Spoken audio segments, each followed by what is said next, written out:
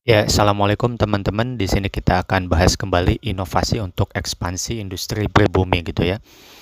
Di sini kita akan bahas beberapa pertanyaan yang masuk. Inti pertanyaannya seperti ini. Kita ini sudah memproduksi beberapa macam barang gitu ya, dan sudah berinovasi dengan berbagai macam varian produk gitu ya. Cuman malah terjadinya kerugian gitu, dan bahkan kita tidak mengalami peningkatan penjualan secara signifikan dengan inovasi ini.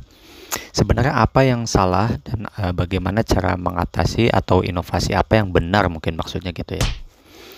Bismillah, sebenarnya jawabannya begini ya. Saya selalu berdiskusi dengan semua klien saya gitu. Sebelum berinovasi kita itu harus memperhatikan dulu dari segi brandingnya, dari segi kualitas websitenya, dari segi kapasitas produksinya, dari segi aset-asetnya, itu semua saya bicarakan dulu dengan semua klien. Dan saya juga nantinya akan selalu mengingatkan bahwa kita itu harus terpatok dengan rumus key factor key gitu ya. Jadi intinya seperti ini.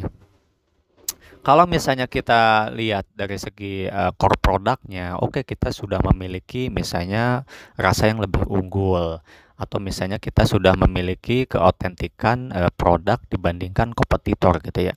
Nah, kemudian dari segi Q, ibaratnya dari segi kualitasnya sudah oke, core produknya, kemudian dari segi pelayanannya kita tingkatkan.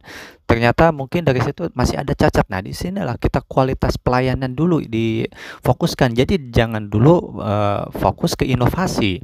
Walaupun kita sudah memiliki core produk yang bagus, jangan dulu fokus ke inovasi, tapi ke pelayanan dulu. Entah itu pelayanan secara online ataupun offline, itu kita itu perbaiki dulu. Terus kita simpan data-data pelanggan kita ini dengan baik gitu. Kebanyakan pelaku usaha di kita itu meremehkan ini, jadi tiba-tiba langsung inovasi gitu. Nah, saya juga selalu mengingatkan ke klien saya supaya tingkatkan dulu pelayanannya. Dari sini kita baru berbicara inovasi. Nah, jadi jangan dulu ke arah inovasi jangan dulu gitu.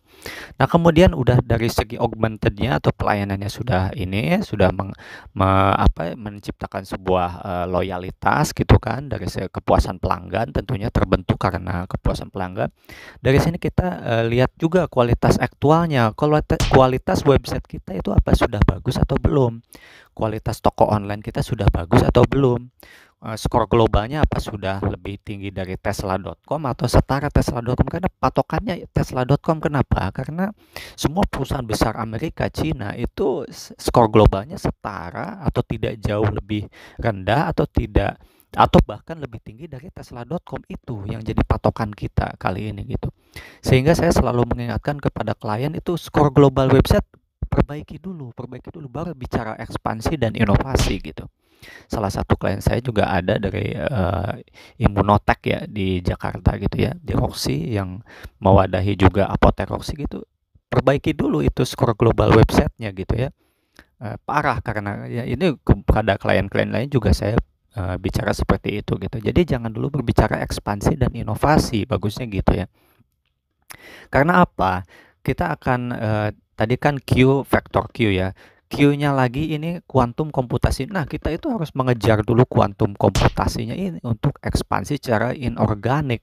Gimana kita bisa mengejar ini? Karena kan kita harus mengejar dulu perputaran modal yang cepat sehingga terjadi ekspansi secara organik dulu. Dari organik ini kan nanti kita bisa anggarkan untuk kuantum komputasi. Nah, seperti itu. Karena kita harus mengejar ke faktor Q yang satu lagi, kuantum komputasi, untuk ekspansi secara inorganik. Nah, dari sini kita benar-benar akan bisa secara ekspansi inorganik melalui sebuah skema akuisisi dan eksploitasi gitu ya, seperti itu. Nah, jadi fokusnya dulu kemana? Jangan dulu ke inovasi. Saya berkali-kali katakan kepada klien saya gitu. Kalau kita belum bisa meningkatkan kualitas, belum bisa meningkatkan berbagai macam kualitas yang tadi A faktor A tadi, jangan dulu ke arah inovasi, karena inovasi itu juga ada terdiri dari berbagai macam tingkatan, dan kita juga harus memiliki senjata kuantum komputasi gitu. Nah, mungkin seperti itu ya gambaran ringkasnya, karena nanti inovasi itu kita juga harus menggerakkan sebuah roda SEO namanya, atau strategi, baru ke inovasi, dari situ ke operasi, Dari situ ke strategi lagi, baru ke inovasi lagi, sehingga di situ ada perputaran dulu. Sehingga nanti inovasi yang kita lakukan itu tidak membuat usaha kita boncos atau misalnya usaha kita malah jadi merugi dan seterusnya gitu ya. Ya mungkin sekilas aja, selengkapnya bisa dilihat di pancanomics.com.